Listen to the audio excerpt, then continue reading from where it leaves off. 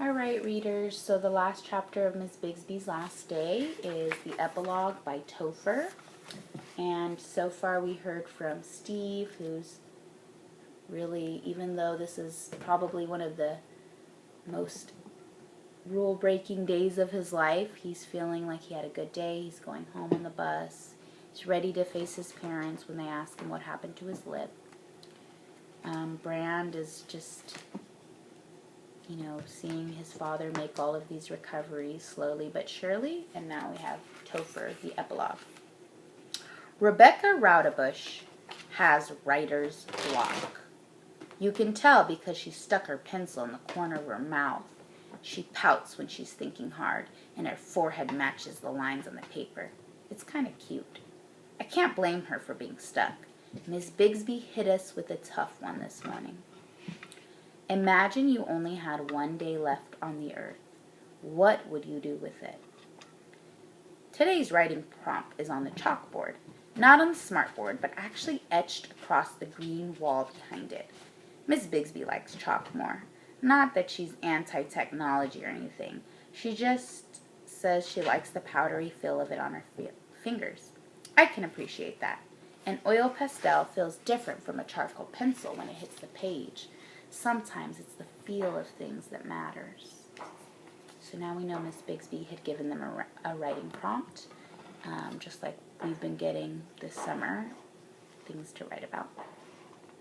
The prompt sits just below the date, January 7th, and the quote of the day is, "Courage is not a man with a gun in his hand.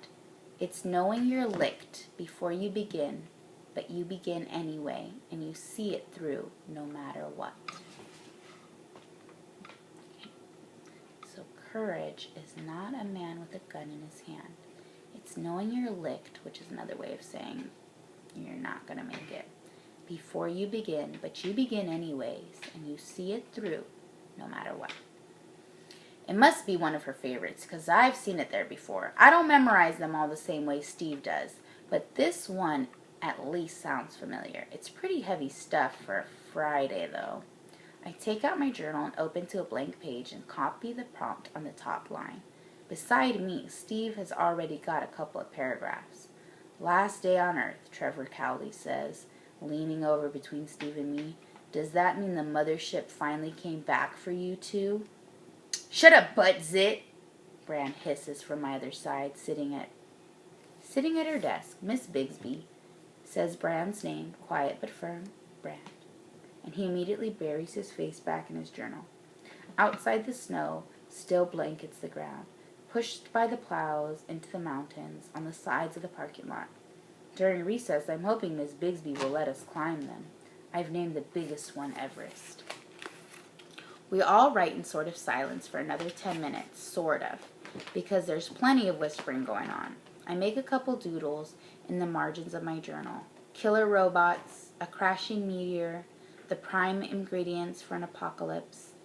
I know the prompt said my last day, but I figured if you're going to go out with a bang. Steve glances at my notebook. "Is that the Terminator?" he asks. "If I'm going, I'm taking the rest of you with me," I whisper after another minute. Miss Bixby tells us time is up. She circles around to the front of her desk. The dress she's wearing has strange swirly things embroidered on it. They are mesmerizing if you stare at them too long. "All right," she says, "let's have a few volunteers share what they've written." Immediately, a couple of hands go up. Melissa Trotter goes first and talks about how she would spend her last day with her family in Hawaii, which is where they spend every summer. Lucky her. Miss Bixby listens with rapt attention, unlike the rest of us who are completely sick of hearing how fantastic Hawaii is, especially when it's 20 degrees outside. A couple more students volunteer. Miss McKinney says she would beat the snot out of her older brother. Missy McKinney says she would beat the snot out of her older brother without fear of punishment from her parents. Ooh, that's harsh. I figure Steve would appreciate that. Though to be honest, I don't think there's much chance of him beating Christina at anything. Kyle says he would just play video games all day. Sad, but true. So, just so you guys know, this is a little bit of a flashback, right? I'm hoping Miss B won't call on me. I don't have much written. A few lines, going on some grand adventure with my friends. Mostly, though, my page is full of drawings. She doesn't collect our journals, so it's okay. She won't see it. She says they're mostly to inspire us. She's about to call on somebody, you can tell. But Rebecca saves us. What about you, Miss Bixby? She asks. What would you do? With my last day? You really want to know? Miss Bixby asks, and I nod along with the rest of the class. If we get Miss Bixby talking long enough, it will cut into our math time, and we won't have to take a quiz. Steve will be mad, but he'll get over it. Okay, then, she says, I guess my last day I would have cheesecake. In the back of the class, somebody makes barfing sounds. Miss Bixby silences it with a look. Cheesecake, Steve says? Why cheesecake? Well, Miss Bixby continues, if it were really my last day, I would want to appreciate all the things I've come to love about life. And honestly, one of those is cheesecake. Seriously? You wouldn't spend it with your family or friends? Jamie Davies asks. Oh, absolutely I would, of course. But there would also be cheesecake. And not just any cheesecake. The white chocolate raspberry supreme cheesecake from Michelle's Bakery up by the mall. Have any of you been there? Only 2 kids raise their hand. You should go sometimes. Completely worth the trip. And I probably shouldn't say this, but if I'm being honest, there would be wine, something to complement the cheesecake. Oh, and French fries. French fries? I just want to make sure I heard her right. McDonald's French fries, she amends. And since it is the end of the world, go ahead and make it a large with lots of salt.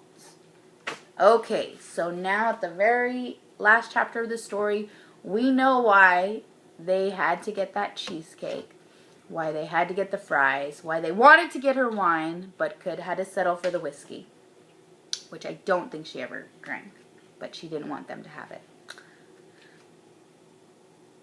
With lots of salt. And there would be music. Beethoven. Something grand and sweeping. Maybe just a little bit sad. Played by a full symphony orchestra.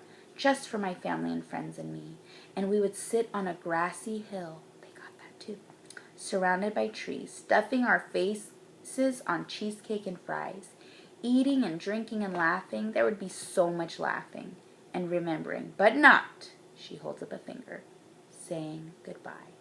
So if we think back to that chapter, she waved goodbye and Steve remembered this detail and was like, she wasn't supposed to say goodbye.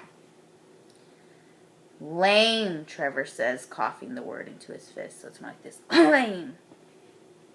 Bran twists around and mouths something, a word I don't quite get, but starts with an F. Probably something he made up.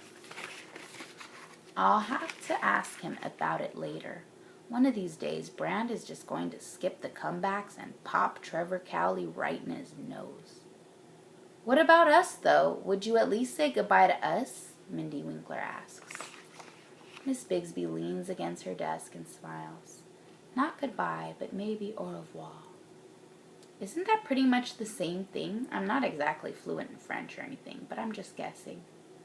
Actually, goodbye is goodbye, she says. Au revoir is till we see each other again. But believe me, even when I'm gone, you're still going to remember me. You will all be talking about me when you are grown and you have kids of your own. Remember Miss Bixby, you'll say, with the pink hair and that thing about chalk, who was always spouting quotes at us and making us write in the journals all the time? She was the best. The class groans. Some kids shake their heads. They are probably giving her a hard time because they know she's probably right.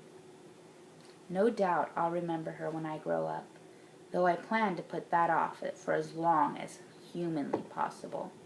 I figure we'll all remember her in our own way. After all, you never forget the good ones.